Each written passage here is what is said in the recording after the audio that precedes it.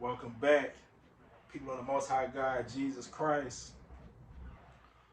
So today we're going to be looking into climate change, right? We're going to look into climate change. We're going to look into the Bible and see where has this happened before, right? Because according to Ecclesiastes 1:9, there's nothing new under the sun. The thing that was shall be, right? Meaning that history repeats itself. So let's look in the Bible and see when is another time where the climate changed before. Let's go to Genesis chapter 7 verse 11.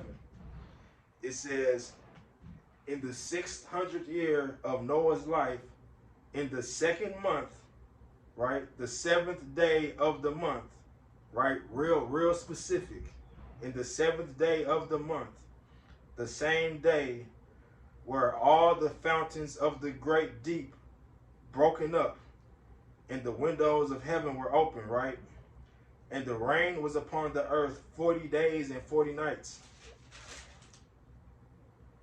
right?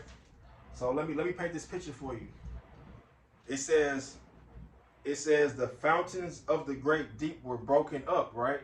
So that means any underground water system, you know, like a geyser, you know how geysers in Yellowstone, stuff like that, things up under the ground, any water that was under the ground, it came to the surface. It burst out the surface of the earth. Then it also rained for 40 days and 40 nights, right? So let me ask you a logical question. If it rains for 40 days and 40 nights, what you think gonna happen, right? The temperature is going to drop, right? The temperature is going to drop. Now, if an area is already, let's say an area is already like on a normal basis, like 30-degree weather, 40-degree weather. When that temperature drops, right, the rain in the water is going to make the temperature drop down in places where the temperature is already low, right?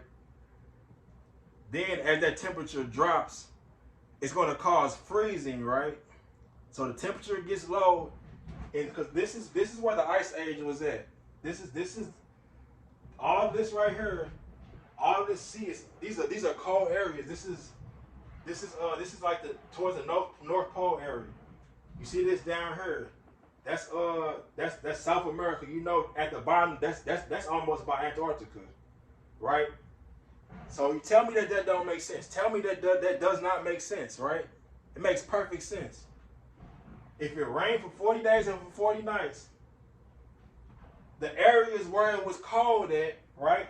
Aren't these known to be, aren't these the colder regions of the world, right? It makes perfect sense that if it rained for like the Bible said it did, that these areas would get cold and freeze over, right? And then the whole temperature of this entire planet would drop, right? Yes or no? Yes, right? If it rains like that, the whole entire temperature of the world is going to drop. And you can even look this up in way when they say it was dinosaurs around, all that type of stuff. The temperature of the earth was hotter.